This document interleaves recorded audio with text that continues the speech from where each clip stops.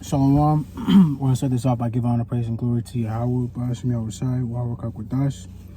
Peace and salutations to the elect men of Israel, starting with the other apostles and other bishops of GMS on down to the rest of you brothers and the brothers I labor with, who all push forth the will and doctrine of Yahweh Ba'ashim Yahushai in all faith, truth, and sincerity according to the true understanding of the scriptures. To all of you, I say Shalom. So this is a quick lesson, and I had kind of mentioned it in one of my previous lessons going into Matthew, the 19th chapter, right? When it talks about that the young man that had came up to Yahushai, you know, and was basically asking him, like, how does he become perfect, you know, within Yahweh Ba'ashim Yahushai, right?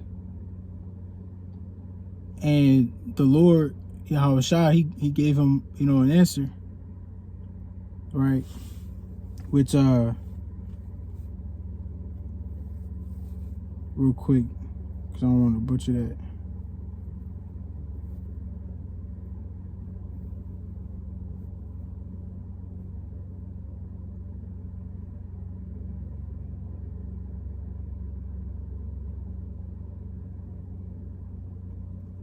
Basically, so like he had said, you know, what lack I yet, you know? I basically, like, what am I missing or what am I not doing, right? Because the Lord got to mentioning certain things, right? Like he had went on to mention, you know, thou shalt do no murder, thou shalt not commit adultery, right? In verse 18, thou shalt not steal, thou shalt not bear false witness, you know, honor thy father, thy mother, and thou shalt love thy neighbor as thyself, you know. But the point was, Yahushai's answer to him asking, you know what I'm saying, what lack I yet, right? And he had said, if thou wilt be perfect, go and sell that thou hast and give to the poor, and thou shalt have treasure in heaven. It says, and come and follow me.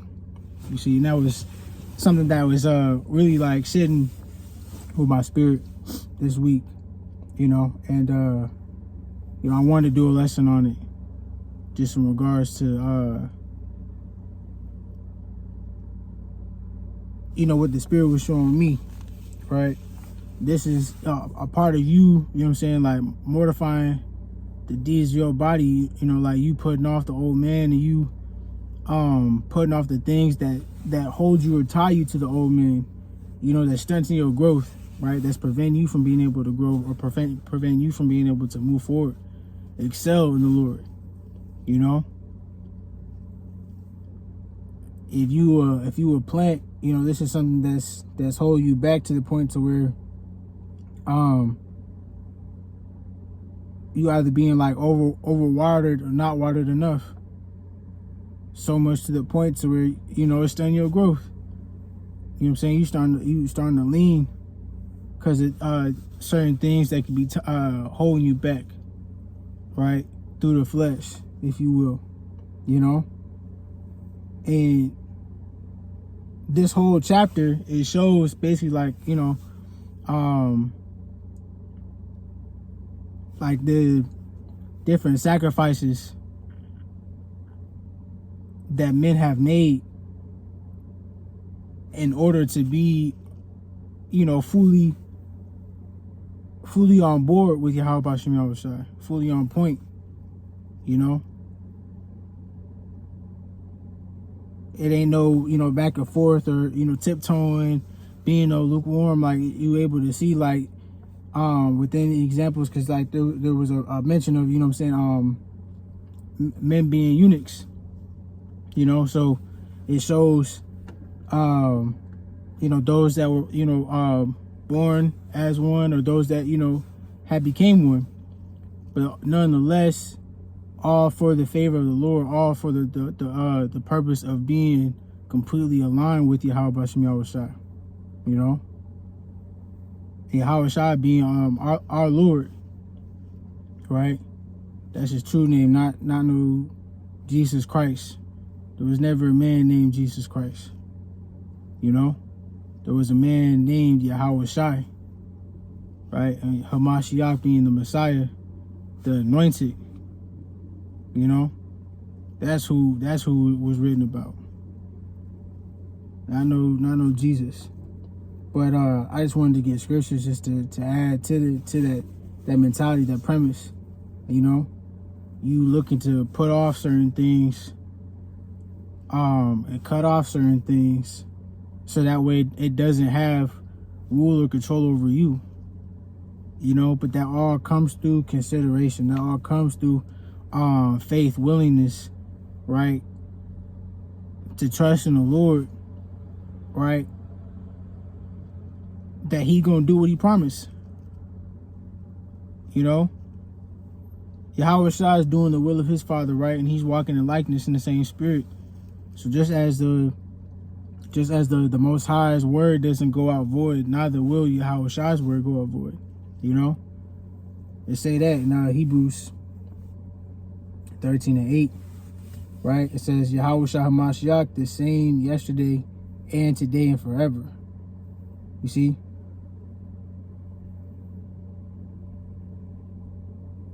Yeah.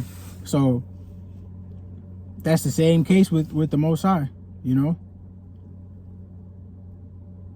So when he go on to say these certain things, when he go on to give the counsel, the wisdom, right? When he go on to sup with you to give you certain information, he give you that certain information so that way you can be made better, you can be made right, you can be made perfect. And what he say, the purpose of it, that's what it really is. That's what it's gonna be, you know. Nothing outside of that. So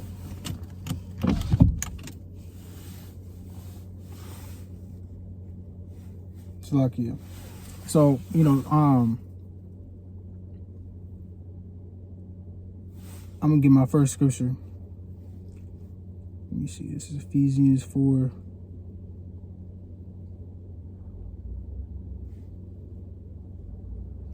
And 22, right? It says that ye put off concerning the former conversation the old man, which is corrupt according to the deceitful lust. You know, and that's things of the flesh, right? Things that's of a carnal mind, things that are not, you know, congruent, conducive, you know, aligned, right? Parallel, or whatever word you want to use. Things that's not of the Lord, ultimately, nor of his spirit, right? Because he gonna push for you to build your spirit to be stronger than your flesh. He gonna push for you to beat your flesh into submission to your spirit, you know?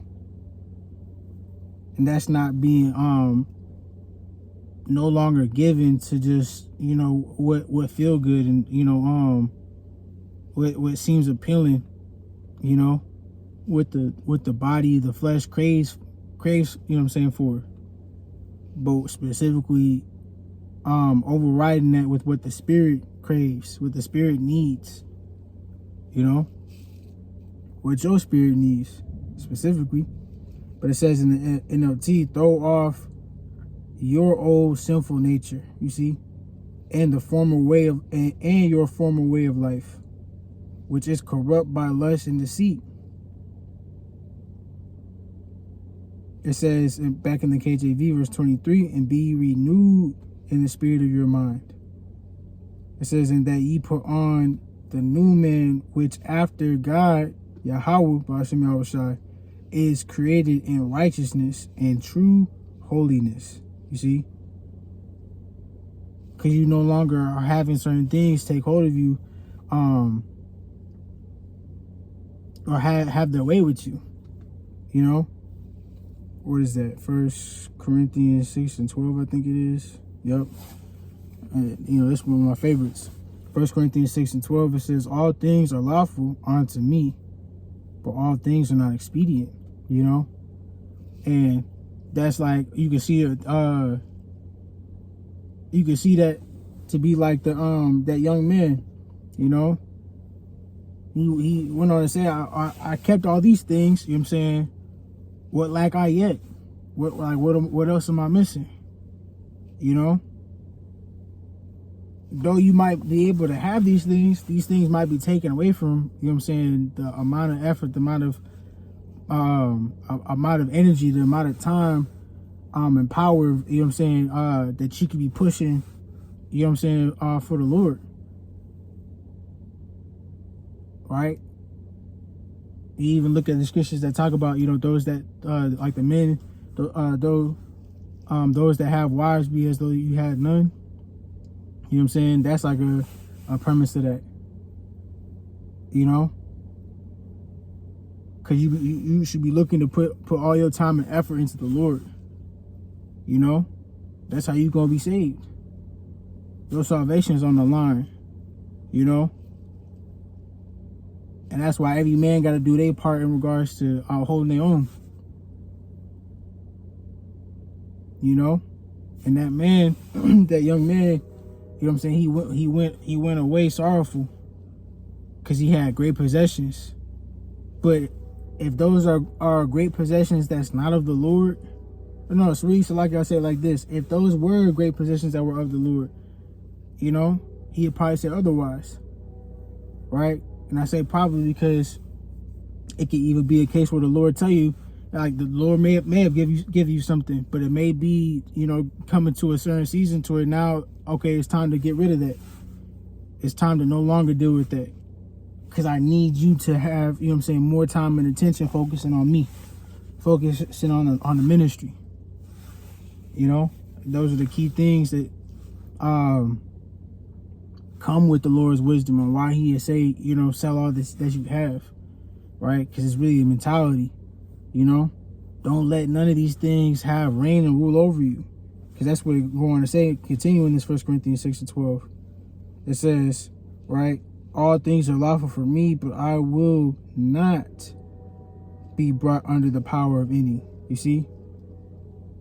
And it says in the NLT, right, I am allowed to do anything. I must not become a slave to anything.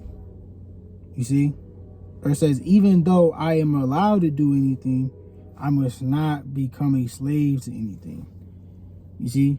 And we only supposed to be slaves to the Lord. You know what I'm saying? Taking his yoke upon us. And his yoke, again, going to having a balance. It's a scale. Right? The Lord, he deal with a balance, a just weight.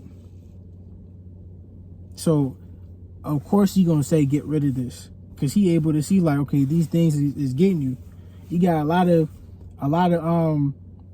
men that's in the know that know that they Israelites that still have not let go of worldly things that's really holding them back, things that they a slave to, unbeknownst or unknowingly, because they hold it so dearly. But if you got only like a certain capacity of what you can hold dear, and most of it is being occupied by things that's worldly, things that's not of the Spirit, things that's not of the Lord, how could you expect, you know what I'm saying, there to be an increase given if you're not, you know what I'm saying, getting rid of things, you know? That's why you are to put off the old man and the things, you know what I'm saying, that's of it. Putting off your old self. You know? That's why I say in Sirach 37 and 27, my son, prove thy soul in thy life, and see what is evil for it, and give not that unto it. For all things are not profitable for all men, neither have every soul pleasure in everything. You see, so it's important to know not all things are profitable for you. You know what I'm saying? First and foremost.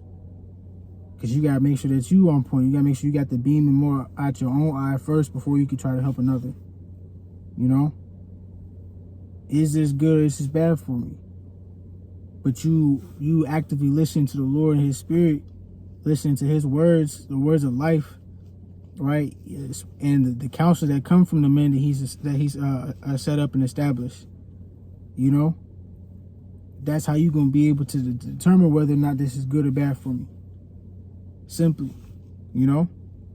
But if you're not in that headspace, or you're not willing to hear, the Lord can't sup with you. You know, He can't give you the increase because you're not looking to do your part. You know, so I just that's really the point.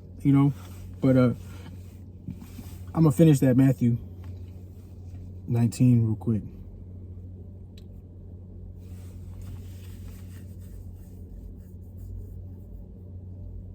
Yeah, Matthew 19:20 says, the young man saith unto him, all these things have I kept from my youth up. What lack I yet? Yahushua said unto him, Salah, if thou wilt be perfect, go and sell all that thou hast, and give to the poor, and thou shalt have treasure in heaven. Salakia. It says, and thou shalt have treasure in heaven, and come and follow me. You see? So he really showing you, it's like when you selling this, is really like you investing in him. You getting rid of these specific things of the flesh that's as carnal, is really you investing in him. To where again the profit, the return in profit, you know what I'm saying, the return in investment is going to be far more substantial, because it's something that can't be corrupt by, you know what I'm saying, moth and rust. All the riches of this world, you know what I'm saying, it's all to fall away, because this world is going to pass away, including the lust thereof. That's the deceitful lust, from the Ephesians 4:22, right? And I'll grab that again, that James, the first chapter.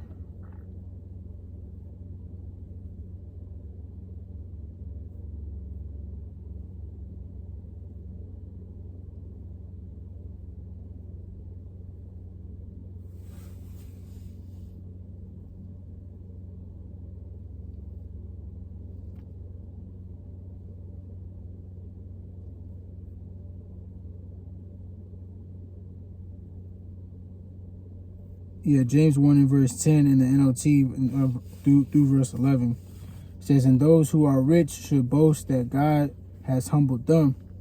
They will fade away like a little flower in the field. It says the hot sun rises and the grass withers. The little flower droops and falls, but its beauty fades away. Right? And this the point. It says, in the same way, the rich will fade away with all their achievements. So it ain't no point trying to overly invest your time and energy into this world. I'm on break right now at the plant, but my main focus is on the Lord. You know what I'm saying? Though I'm there physically in the spirit, I'm, you know what I'm saying, watching, listening to lessons, listening to brothers in the spirit, looking to build myself up in the spirit, I can give a damn about this place. You know what I'm saying? It's just to have, you know what I'm saying, the food and raiment, and help the ministry. My goal is just further becoming clearer, is to get as sharp as I can, to be as useful as I can to Yahweh B'Shem Yahushua, And that same premise should go for the rest of you that's truly looking to be about the Lord. We were the ones that fucked up. We were the ones that went the hell off. So it should be in ourselves, like the scriptures say, right? In that Baruch 4:28, it say what? For as it was in your mind to go astray, so being returned, seek him 10 times more, right? And then another one I'm thinking of too is what?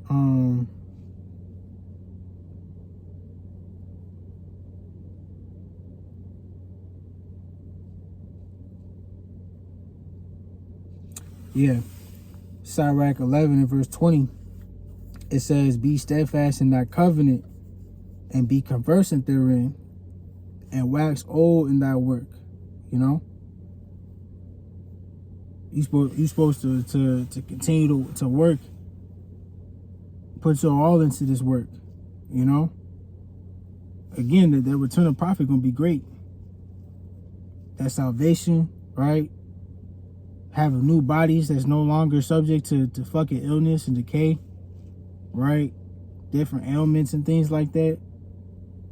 It's just it's what we need. So that's what we gotta strive for, especially as this place is constantly withering away. You know what I'm saying? The earth has grown weaker through age, so let us not grow weaker with it, you know, but really grow stronger with Yahweh Shem Yahushua. And that's what you're gonna get with his wisdom, with his knowledge and understanding, you know. So that's what we want to strive for. So that's pretty much the point, you know. Lord, this has been edifying. With that, I'm gonna give honor, praise, and glory again to Yahweh, Bashem Yahushua, Wahawah Kakudash. Till next time, I say Shalom.